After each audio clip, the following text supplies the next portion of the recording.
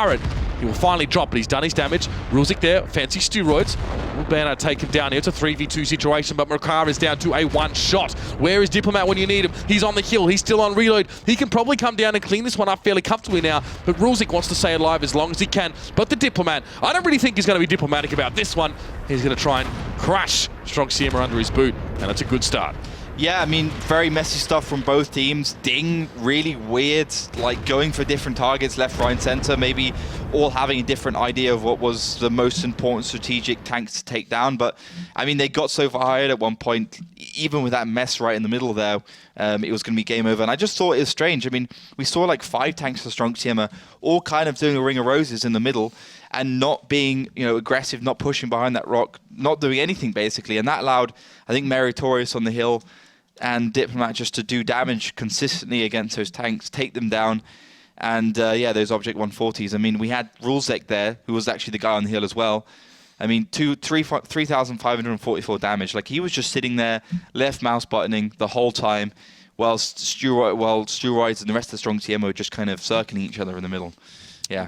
You have to push down. You have to get behind that rock. You have to stay safe from those hill people. So those hill people. Yeah. I mean, it's pretty spot on though. Your prediction about this map is that there would always be, at least in each round on their own, there will always be that one team that is just getting it done. Yeah. That went a little bit closer than maybe we would have expected it to, and it was actually DiNG that started off with some good damage being done. Of course, coming in from the north, a little bit quicker to get towards that hill, but it looks like Diplomat, although getting up on the hill in that bat chat. It's incredibly good because you can fire your shots, back away. You're normally so far on the periphery of the main fight itself that you don't garner much attention at all. A lot of no damage as well. Yeah. That's the thing. I mean, you get your 5 shots off, you got to wait 35 seconds at a brawl, like on that Kazna game, and then 35 seconds later, it's almost the end of the brawl, and you can go in with 1,800 HP and 2,000 potential damage. So, yeah. Which is massive, enough to turn that around in a big way. Yeah. So it's 4 500 HP tanks, which is pretty normal at that point. Yeah, exactly right. And that's why we're seeing them being brought in to clean up those fights so very often. So, DiNG, impressive stuff from there as well. I mean, I had to say Rulzik, like you've said, coming in as a new player has definitely impressed me so far, playing his role to the T. And here now for Stronk Siema, the AMX 30 being put into the mix here as well, has that tier 9 slot. And for the most part, a lot of 140s. Double bat chat here, though. That's a bit interesting here for DiNG. What are your thoughts? Well, it looks like DiNG just wants to get control of that hill straight away. With a double bat chat, catch me in the T54. So, Stoik in the RU251. They can get the hill. They can control it. They can overmatch anything that's on there for Stronk Siema.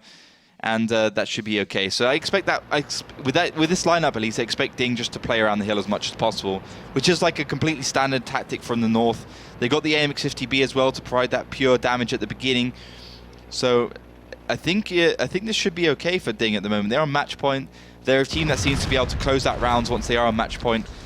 And a bit of damage towards International, but that might just draw Stronk Siema forwards, and again, they're going for the brawls. The Bat Chat brothers are up on the hill, though. They're almost loaded, and this is going to hurt real bad if Stronk Siema have them coming in from the back, and they will. There's a shot in towards Steroids. He drops like fly, and of course, Rakar as well will also fall. Holknick now caught amongst 5 takes. I sound like Confucius when I said that. He who fires first, drop like fly.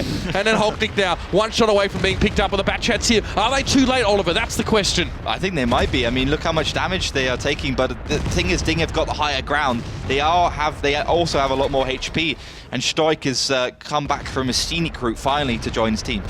Oh, Rulzik now up towards the back. It's only 4 tanks left here for Stronk Siema. The health points are so close, but those Bat Chats now are on load, and this is when Stronk Siema get to come forward and punish them there for the fact that they brought in those auto-loading tanks. It's Stoik is well up on the hill, and look at this. It's just easy now for Rulzik to get pushed onto. Rulzik wants to finish on speed, but a great track on him as well. He can't actually get around Lucasiasti. That big tank standing in his way. There's nothing he can do about it. Rulzik now as well. Hey, look at it. You can see him there. He could kill speed. He could have him done by now. But those Object 140s there, hard to get around when you're on the lower ground. But Hunterzord getting pushed onto now as well. Those Bat Chats, one of them goes down. Diplomat, though, was reloaded.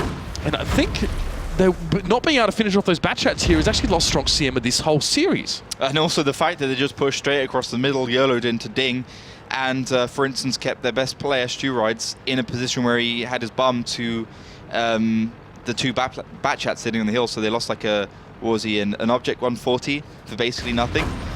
And I thought the sustain from Hulknik was very good. I thought DiNG finished off those low HP tanks, which they managed to get down at the beginning stages of those game. And GG's have already been called by both teams. Stronk bounces that last shell, but it seems like they're trying to give him those stats. Oh, not. Or not. Yeah, get those nice damage stats on our page. So, no, Diplomat will come through there as well. And when you see a batch out live that long into the round, it usually means you're screwed. So there you have it, 5-3 there. Yep. Stronk Siema. Yeah, like you said, man, you called it perfectly on mines. It's just not a back and forth map so much. It's usually one team. If they have a better feel for the brawl on that day, they're just going to come out on top, and it was DiNG. Yeah, I mean, I thought every other map, Stronk Siema showed great poise. Let's be honest here. On Prokhorovka, they were better than DiNG in some respects. Ghost Town, again, they had their chances there. I thought this was the best Stronk Siema we've seen this season so far, and I thought maybe they even deserved at least 1 point in that matchup. But Mines came around, two completely aggressive tactics.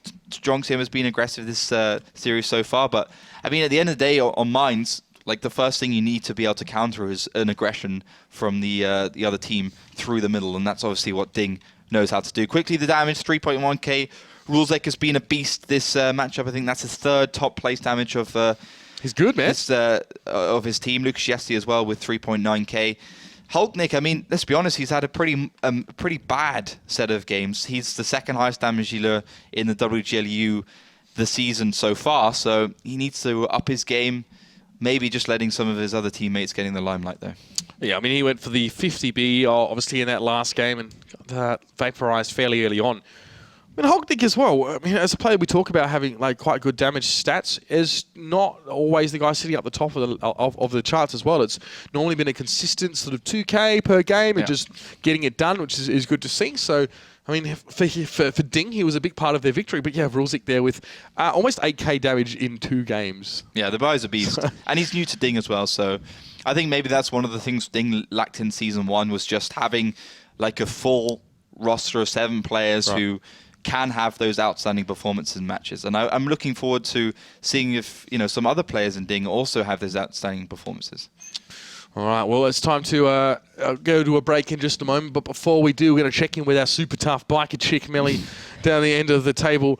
Punches horses and rides bikes with a win. So tell us about this one, of course. I mean, you saw the vote. It swung around. I mean, maybe not in the direction that it should have, because obviously with Stronk Siema were favoured. It was a 5-3 win for DiNG. No, it was... it started off Stronk Siema favoured? Exactly, and then swung over to DiNG. So they got it right somehow. Yeah, to be fair, with the vote closed when it was still like 2-2. So fair shout to them. That's true. That's true. So it was 45 to 55%, and as mentioned earlier, like right before we started, I already said that we have a lot of close voting predictions, like 5-3 endings, and we have to give them that one. Mm-hmm. So they failed in the first one, they made it up in the second one. Let's see how the third one goes. The vote is open, so head over to facebook.com/WGLEU to vote on that very last match of tonight to get your chance of winning bonus codes. We're giving out 3 bonus codes containing gold and premium. And yes, if you want to get involved via Twitter as well, you're very welcome to do so. Use the hashtag WGLEU and also follow us at WGLEU. So if you have to leave your computer during the night, you will still get notifications and updates from the games and still know how the teams are doing and how they're performing and who's winning and the score lines and whatever. And also our YouTube channel, don't forget it, youtube.com/WGLEU. We're giving way too few love for our YouTube channel, to be honest. Yeah. Because it's pretty awesome. Yeah, I mean, we got all the VODs up on there. We've got the Continental Rumble after movie on there, which is fantastic. You should definitely check that out. We got basically 3 or 4 seasons worth of content you can go through from different formats. It's like a WGL encyclopedia almost for us. Now, obviously we had some time with the players when they came to join us in Cologne for some shootings and stuff like that. I mean, is that content that's going to be available on our YouTube channel as well? Yeah, I mean, we first put it on the broadcast, so you guys get to see it first, and then we put it on the WGLEU channel. Also, like probably through match day 7, match day 8. Yep.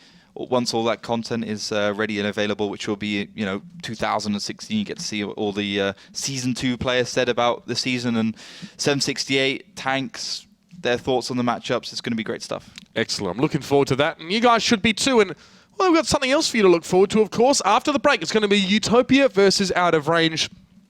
I'm probably going to stop highlighting the fact that we have a Polish derby coming up, because we actually have blessed with quite a few Polish teams in this league. So it's going to be yet another head-to-head for those guys from that region. Let's see if Out of Range can overcome some of their jitters and inconsistencies early in the season, not really living up to the expectations through which they qualified.